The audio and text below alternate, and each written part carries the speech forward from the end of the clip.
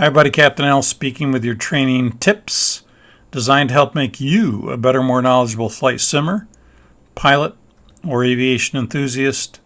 Let's strap in into the HUD and see what is on the horizon for today. Our briefing today will cover the all-important normal landing of the 747-400 and the Boeing 747-8. So for landing operations, a good landing and a safe landing always begins with a good approach and good approach planning.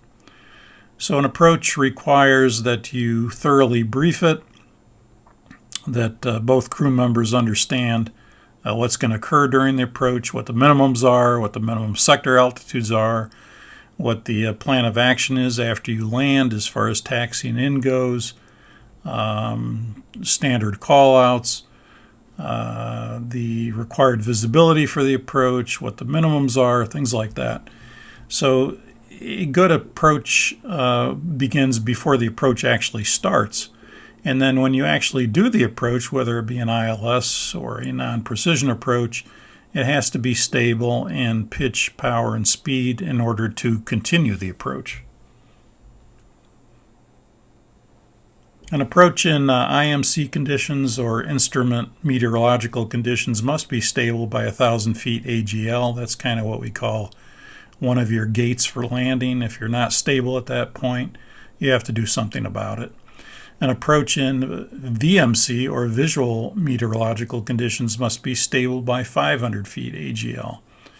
If an approach is not stable by any of those gates, then the course of action would be a missed approach, which is the solution to the problem of an unstabilized approach. To continue an unstable approach below these gates will sometimes result, well, not sometimes, most of the time will result in unstable approaches. That means it could be a high-fast approach, it could be a low-slow approach, it could be landing long and overrunning your intended point of touchdown. It could be landing short or undershooting your intended point of touchdown. It could be where you have no flare and you have a very hard landing. It could be where you have an extended flare and you float down the runway and land way beyond your intended point of touchdown. The bottom line is that continuing approach below those gates in an unstabilized condition results in incidents, accidents, hard landings, long landings, tail strikes, pod strikes, and again, sometimes you get away with it, sometimes you don't. Speed control is very important to determine the proper approach speed to fly, and then along with that would be the proper pitch control in maintaining a normal glide path to the runway, whether it be a precision approach where you have a glide slope provided, or whether it be a non-approach where you're using some sort of artificial glide path like a vertical indication, or in the case of the Dash 8 where it has an IAN approach where you have glide path indications that give you FMC generated glide path information. But a normal glide path or normal descent rate to the runway is important in approach planning.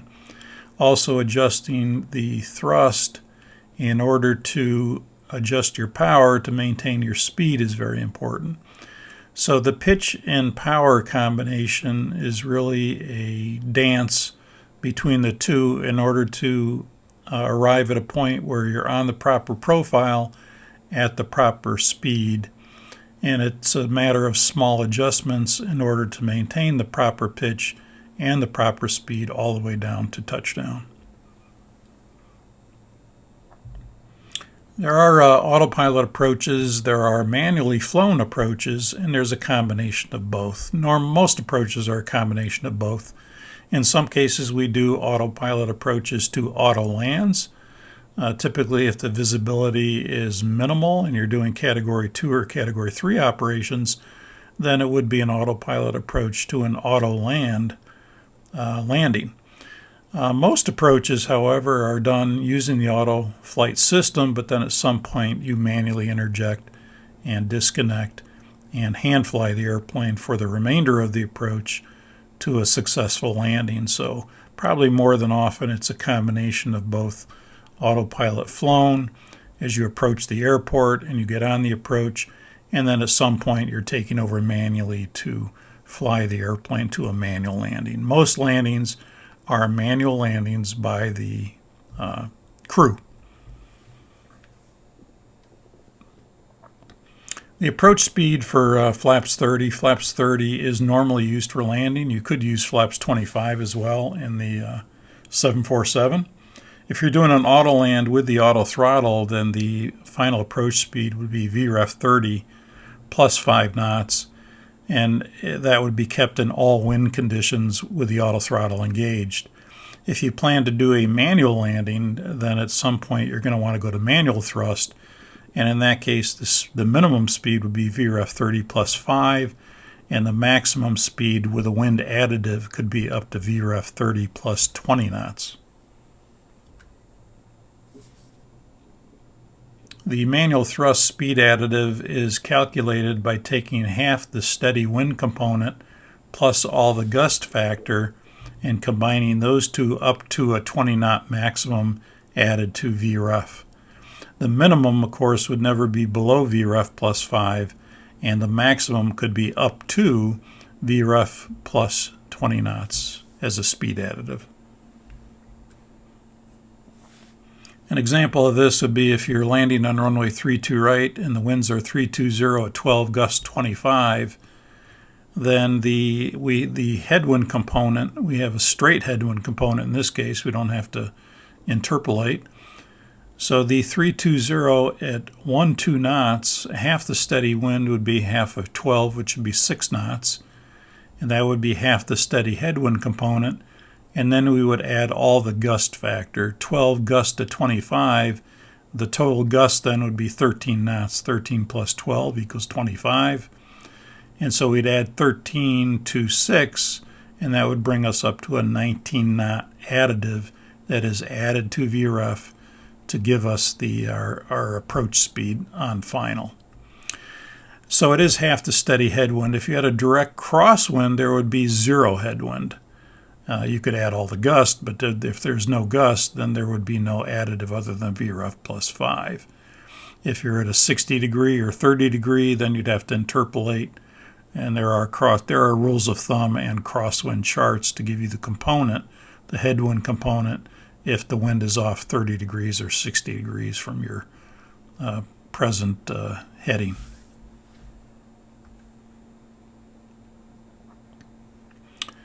Here's a look at if we are doing an ILS approach. This one happens to be on the autopilot for demonstration purposes. And we reach the part in the approach where we're at 1,000 feet. And you can see that we're on speed and we're on profile, which means we're on the glide slope. Our rate of descent is constant. It's not varying. Our power is constant, it's not varying, or if it's varying, it's varying very little to keep you on speed or keep you on profile. Generally, the pitch is used to keep your descent rate proper to stay on the glide slope, and then the power is used to maintain the speed. You'll notice the thrust is stable, and in this case, you'll also notice that by 1,000 feet in instrument conditions, we would need to be stable in speed, stable in pitch, stable in power, and fully configured. So you can see here we have gear down and flaps 30, the speed brakes armed. And this would be the point if you were in instrument conditions, which we are not in this case, that you would have to be stabilized. And if you were not stabilized on speed, on profile at that point, then we would go around if you were in instrument conditions. Notice that as you fly the approach, the aiming point on the runway is your intended point of touchdown. It's hard to see with the magenta there, but there is a PAPI on the left side, and it's showing right now 2 reds over 2 whites. That's showing a white, white, red, red in a line that would indicate we're on profile. And our aiming point is really around 1,000 feet down the runway at roughly about the 1,000-foot markers. And you can see that in your windscreen, that intended point of landing would be on the bottom third of the windscreen. And it's really not going to change as you continue to descend on a 3-degree slope to the runway. That aiming point is going to stay the same in the same position in the air screen in the through the windshield, and that again is the bottom third of the windshield. Let's continue down to 500 feet now. You'll notice at 500 feet, this would be the point, if you're in visual conditions, which we are, where you would have to be stabilized in speed, in thrust, in vertical rate, and be fully configured. And if you were not, and the approach were to continue, you'd be taking a gamble in safety. So by this point on a VMC approach, you have to be stable, otherwise it would be a go-around at this point. And again, there's no shame in going around if you have to correct a situation and bring it around for another approach where you will be stable on the second approach. Again, notice at 500 feet that you are on speed, you are on profile, we are on the glide slope, we're fully configured, and the thrust is stable. This is the Dash 8, so you'll notice the thrust is a little bit less. It's about 58% here, N1, and in the 400 you'd see that with the GE engines it'd probably be more like 68 or 70%.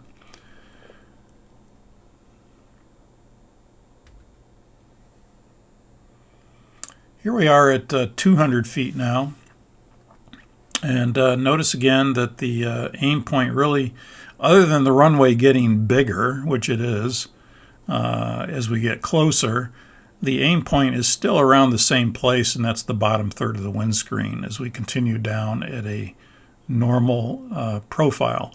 Again, we're on speed, we're on profile, the thrust is stable, we're fully configured, and by this point nothing's changing other than we're continuing to the runway. Notice the pitch is about 2.5 degrees here. We're just about, hard to see with the flight director on, but we're just about the box symbol of the airplane is intersecting the 2.5 degree line, and that would be right at 2.5 degrees of pitch.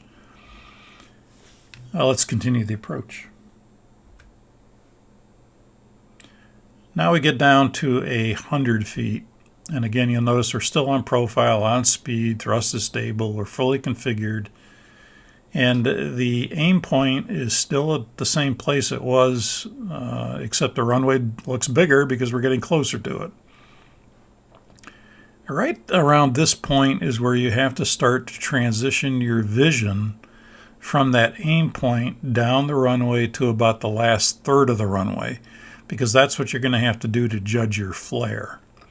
If you were to continue to stare at the aim point, chances are you'd fly into the runway without much of a flare and result in a hard landing. So normally as you get below 100 feet, your eyes will actually start to roll down the runway to the last third of the runway, because then you have a more of a depth perception of starting, when to start the flare, and how the runway looks during the flare. You'll notice that the pitch is still at around 2.5 degrees, and we're still on the glide slope. Nothing's really changed yet. We're just kind of getting ready at this point, and about the only thing that's changing right now is our vision from that aim point and starting to look down the runway. As we get to 50 feet, you'll notice that with the autopilot flying the airplane, which it's in Land 3, you'll notice that the flare mode has not engaged yet. The flare mode engages between 40 and 60 feet depending on closure rate. So it's about to engage, but it hasn't engaged yet.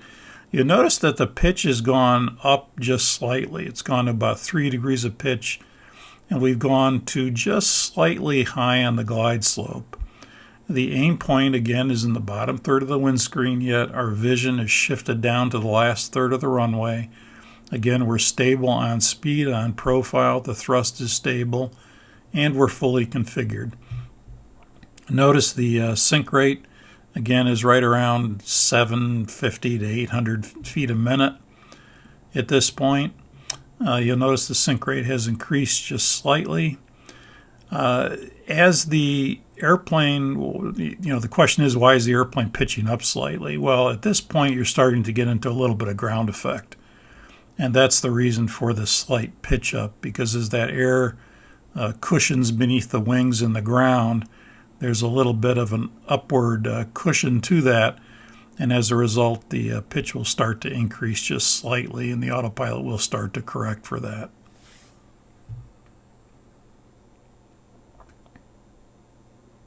Here we are at 30 feet now. By this time, if we were hand flying, this is about the time when we would start the flare. So right about here at 30 feet, you'll notice that our vision is transitioned to the last third of the runway. The flare mode has started. You can see from flare in green with the green attention box around there. The flare mode has started at this point, and right around 30 feet is where we normally would start the flare. Now, the flare in a jet aircraft is not a very exaggerated flare. You're only flaring about 2 to 3 degrees maximum, and so you can see that we were at 2.5 degrees as we approached. So we can expect that the flare is going to be no more than about 5 degrees of pitch in the flare. Now, are we looking at the PFD when we're doing this? No, we're really looking outside. But if you were looking inside, you would only see that pitch change about 2 to 3 degrees, and that's it. It's not very much of a pitch change at all. Again, our attention is focused outside because we're looking down the runway. As we continue to sink at 750 feet a minute, we're going to start to arrest that sink by adding a little bit of back pressure to flare the airplane to start to arrest that sink rate and try to continue to descend to the runway until touchdown. Normally at about 30 feet that flare starts, and at about 20 feet we're starting to squeeze the power off to idle, so that by the time we touch down, the thrust levers are at idle. So the thrust levers generally will start to retard at about 20 feet. So let's go down to about 20 feet.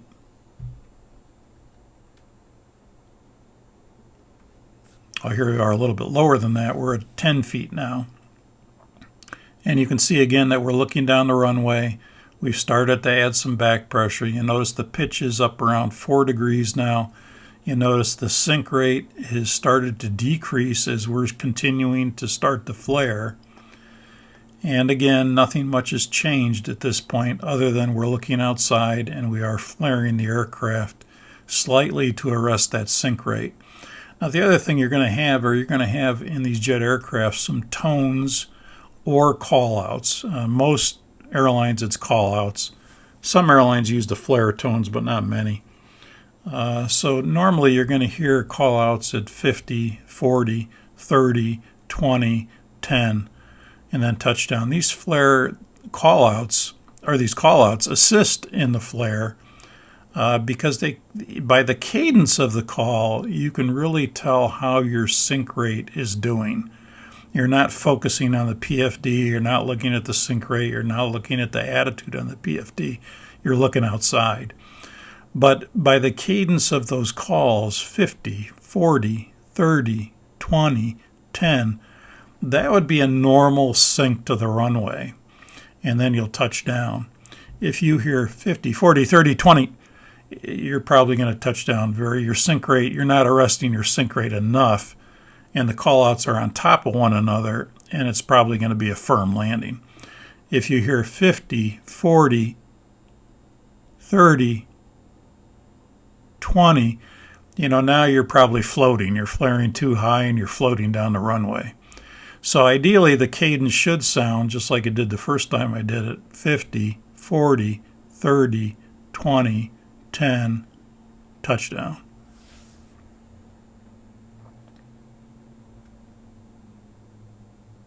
So here we are at touchdown now, and you can see that the sink has been arrested to about 400 to 500 feet a minute.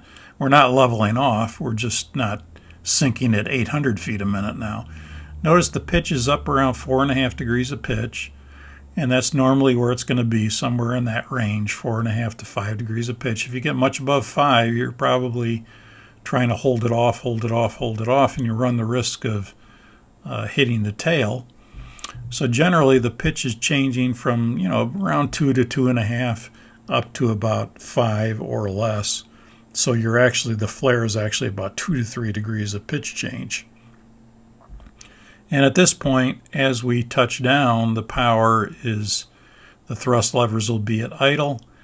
And again, you're looking down the runway. You've heard the cadence calls, 50, 40, 30, 20, 10, and you've touched down. And as you're touching down, the power's at idle.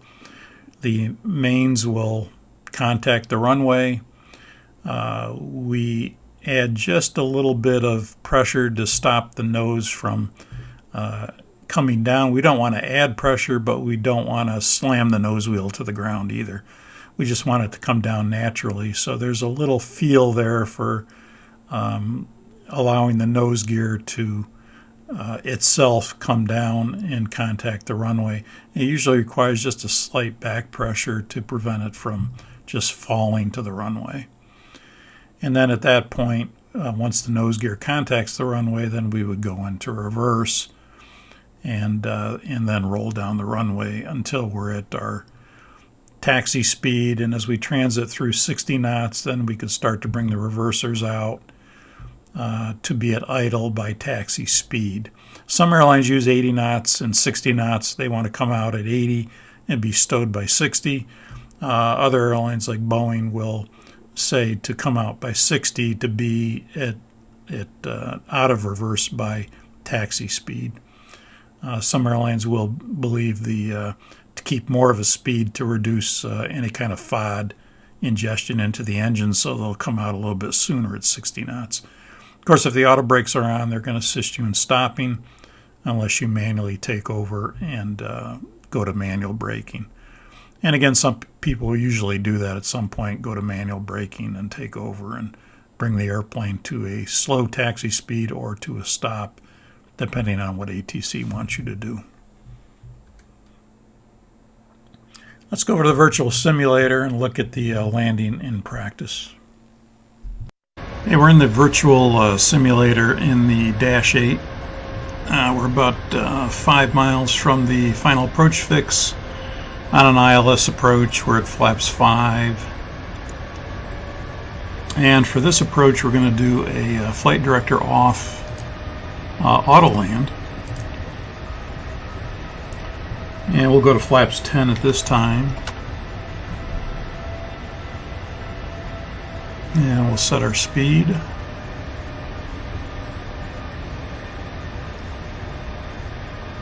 And the glide slope's alive, so we'll go gear down flaps 20.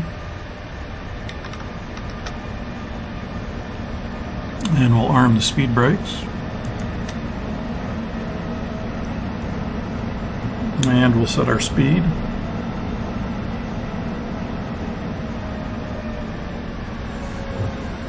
And when the glide slope captures, we'll go to flaps 30.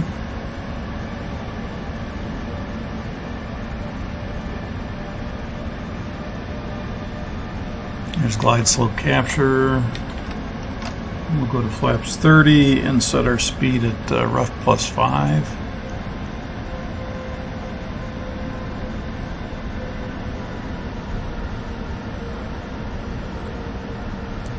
And we'll set the missed approach altitude to 4,000.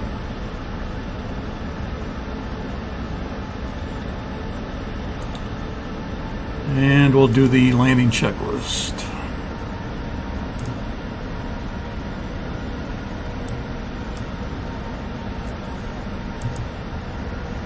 And you can see down here the landing checklist is complete.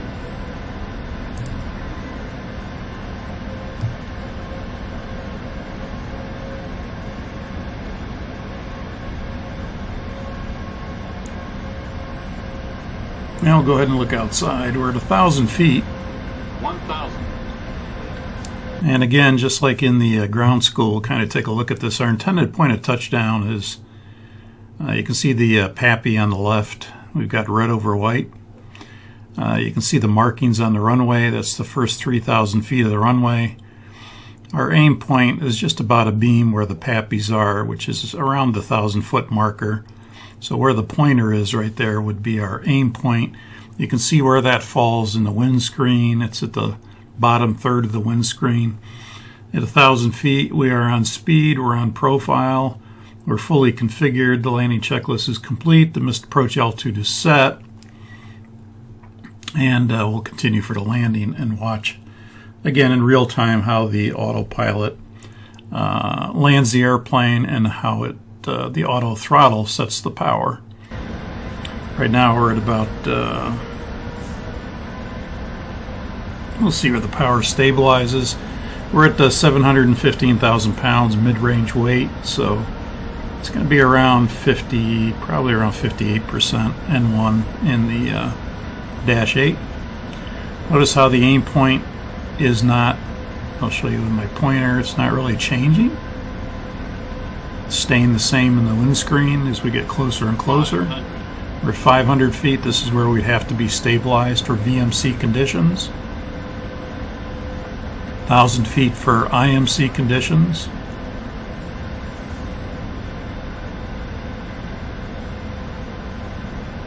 Approaching 200 feet.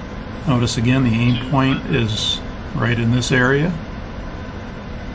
Right about 100 feet is where we start to look down the runway, right in this area. And here comes the flare at about 30 feet, power back to idle, holding the airplane off. And there we have touchdown, about 200 to 300 feet a minute. And we'll go into reverse.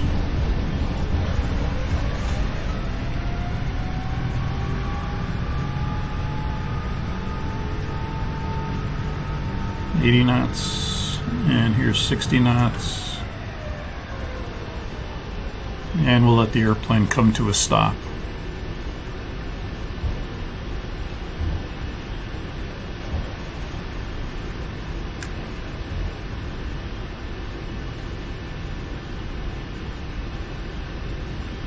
Okay, we'll pause the simulator here and go back out on approach. Here we are back in the back on the approach. We're just 4,000 feet. We've intercepted the localizer. We're at flaps 10, waiting for the glide slope to come alive. It just came alive. We'll go gear down flaps 20.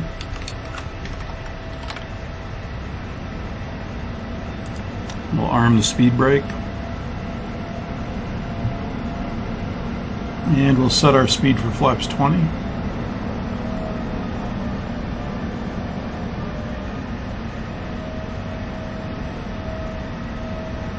This is going to be a manual flight with a manual thrust. And we're going to do some little maneuvering to show what the sight picture looks like when you're high, when you're low, and when you're right on profile. We'll go flaps 30 a little bit early here.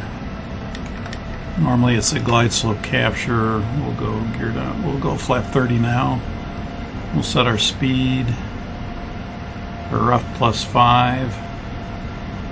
The winds are light, around 300 at 10 knots or so. There's glide slope capture, missed approach altitude set. And we'll do our landing checklist. Landing checklist complete. Checklist complete.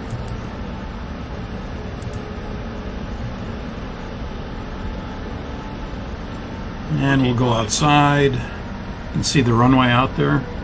Notice again how the aim point, which is just to the right of the pappy, is in the bottom third of the windscreen.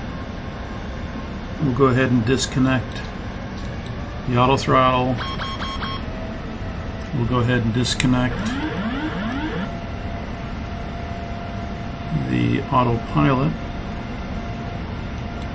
Get rid of that auto throttle message.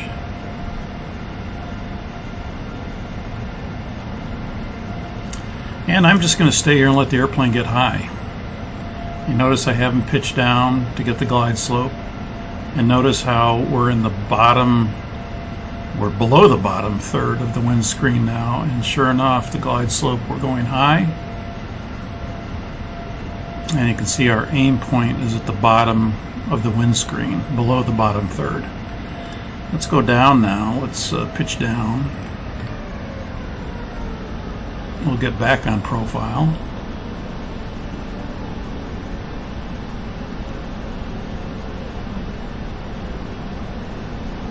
You can see the aim point is right in the middle of the windscreen now as we descend. Starting to get one red.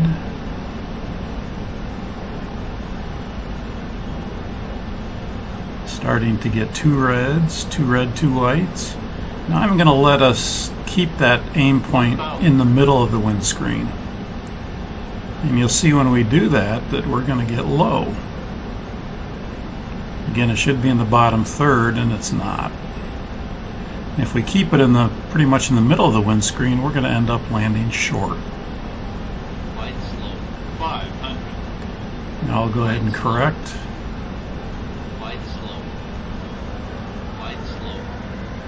Light slope. Light slope. Light slope. Light slope. Light slope. Let's kind of level off here. Light slope. Light slope. You'll see when we get back on profile. Light slope. Starting to come back on profile. And now, because we're unstabilized, which we would have done well before this, we'll go around.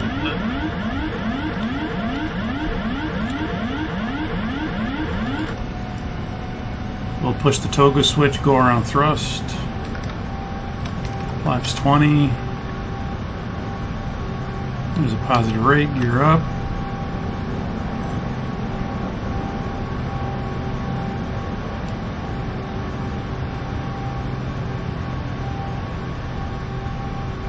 And we'll go ahead and put on the autopilot.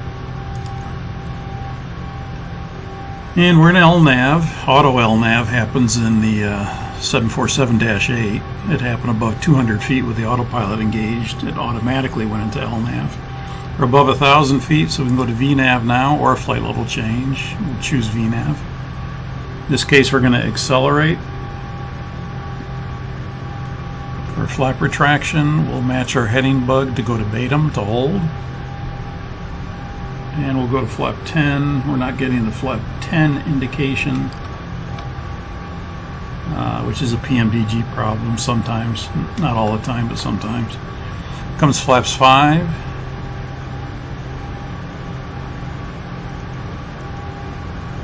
And then we'll go to flaps 1.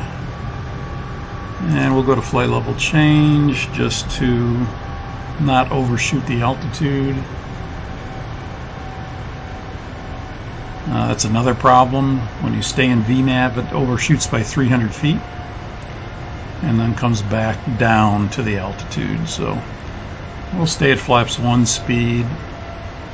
And if we were to enter the hold at this point, we would have to advise ATC that we'd request high speed in the hold because we're over 200 knots and we're below 6,000 feet. And so we'd have to request a higher than normal holding speed. ATC would approve it. If we wanted to, we could have stopped at flaps 5 and kept 200 knots and then entered the hold at Batum and not told ATC anything because we'd be at the max holding speed. So at this point, let's break off from the hold.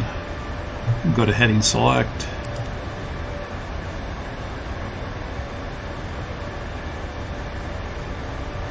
And we'll do the after takeoff checklist. The landing gear is up and the flaps are going to stay at 1, so we can do a item override on that. Since they're not going to get up, and when we do that, this will turn cyan and that'll complete the checklist. Checklist complete. We did an item override on that because we never got the flaps up. We stayed at 1.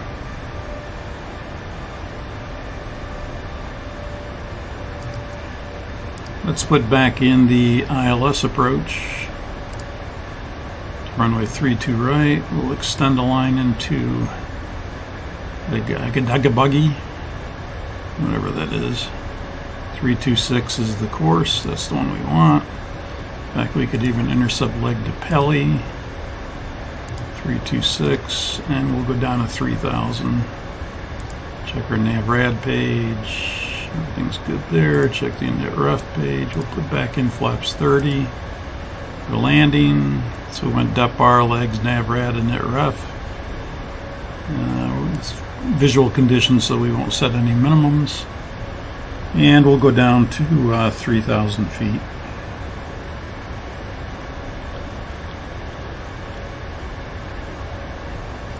And we'll go to flight level change. And we'll go to flap 5 at this point. And we'll reduce our speed for flaps 5. Again, I'm using the Boeing method of setting speed, which means I'm putting it right on the 5. Again, some airlines might do this where you set it 5 knots higher than the flap 5 speed. It gives you a little better body angle. Some airlines put it halfway between the 1 and the 5, like that. 25. And that would be even a better body angle. I prefer the better body angles, but a lot of airlines will use the Boeing method of putting it right on the speed. I prefer either 5 knots like that, or 10 knots like that. It's a little better body angle than kind of hanging at flaps 5 speed. But we'll use the Boeing procedure here of using flap 5.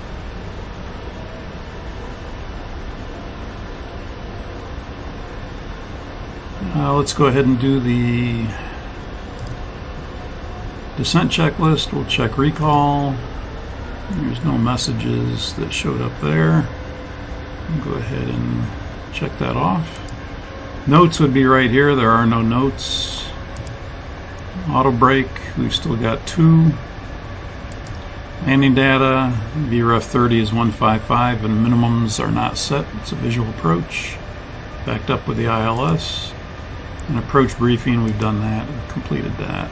We'll do the approach checklist. The altimeters are 299 and the approach checklist is complete. We'll stow the checklist. And we'll make a turn to base leg.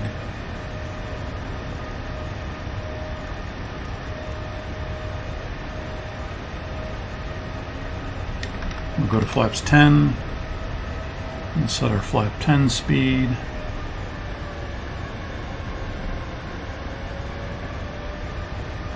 We could have another thing we could have done on the go around.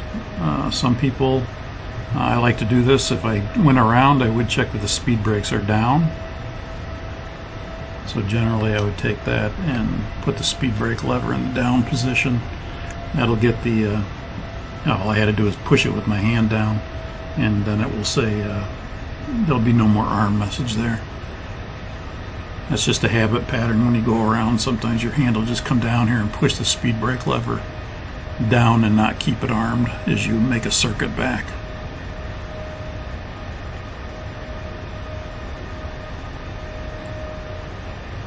So this approach, we're going to do a normal landing.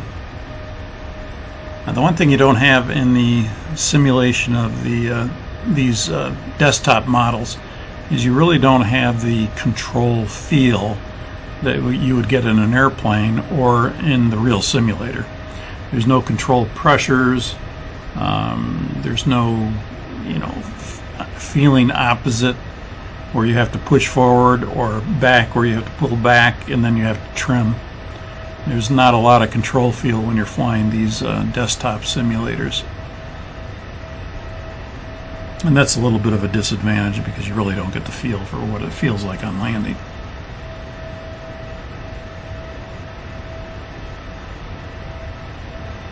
We'll go to a heading of 295 and we're cleared the ILS approach. We'll go ahead and arm the approach at this time.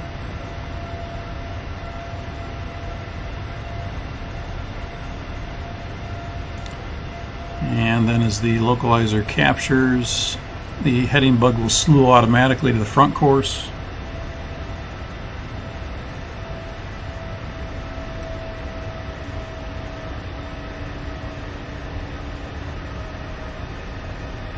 localizer's alive.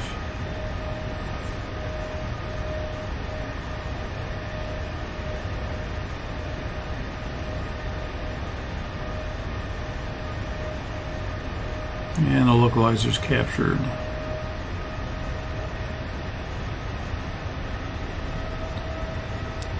Next, we're waiting for the glide slope.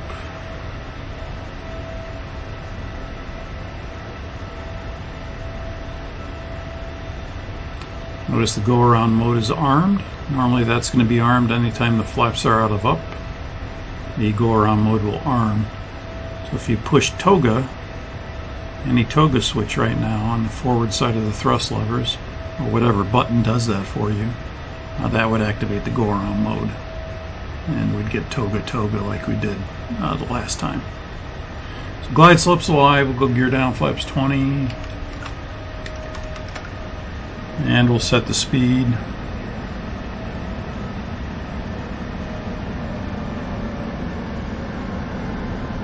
And we'll arm the speed brake.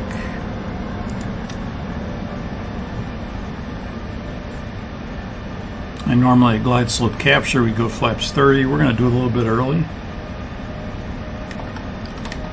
Again, only because I'm going to hand fly it, and it takes a little more time when you're doing everything in the desktop simulation, because you're really using keyboards and your joystick, and then you have to set missed approach altitude, and so things take a little bit longer to do. So we'll go ahead and set the missed approach altitude to be 4,000, and then we can go outside. Now I'll go ahead and disconnect the auto throttle. It should be right there. Auto throttle's disconnected. Autopilot's disconnected. And now I'm manually flying. So watch that aim point.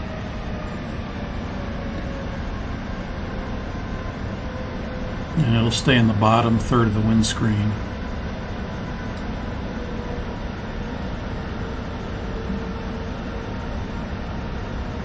The rule of thumb here is to make nice, small, smooth corrections. 1,000 feet I should be stabilized in IMC conditions. I'm not in IMC conditions, so I could go ahead and just stay. Since I'm VMC, I'd want to be stabilized by 500 feet. So by 500 feet I have to be stabilized, which means on speed, on profile, fully configured. Descent rate is good, so everything like I am right now, I'm pretty well stable. Here comes 500. This is the point where if you're VFR, you need to be stabilized. Otherwise, it's a missed approach. It's a go-around. I'll start to lower the nose just slightly because I'm slightly high. Speed's a couple knots fast, but that's okay. 200 feet, I'm really not doing anything yet. 100 feet, I'm going to look down to the end of the runway, toward the last third of the runway. 50, 40, 30, 20, 10. And I just hold that flare until I touch down. Let the nose wheel come to the runway on its own. And then I'll add reverse.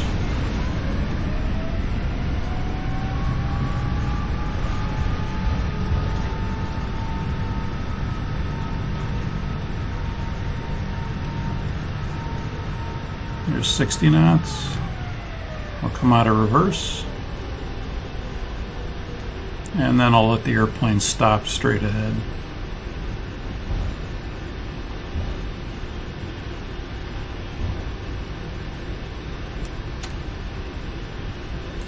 And I'll set the parking brake. So you can see on final the aim point didn't vary much, and I tried to keep my corrections very small. Again, it's a little bit harder in the desktop simulation because you just don't have that control feel that you would have if you had your hands on an actual control column and you were actually trimming. You know, here I don't need to trim very much at all. I do hit it a little bit because it does work. But you just don't get that feeling of the airplane. But you can see I kept my corrections small. Once I got to 100 feet, I pretty much transitioned down the last third of the runway. And then as I reached about 30 feet, I started to flare, and I started to then, right after that, squeeze the power off to idle, and then hold the flare attitude, land the airplane, let the nose come down on its own, and then add reverse. So I hope that helps with a normal landing and some of the things you're looking for on a normal landing. And that'll complete the briefing on normal landings. Thanks for watching. Let's lower the HUD and go flying. Until our next briefing, keep the blue side up. Captain Al, out.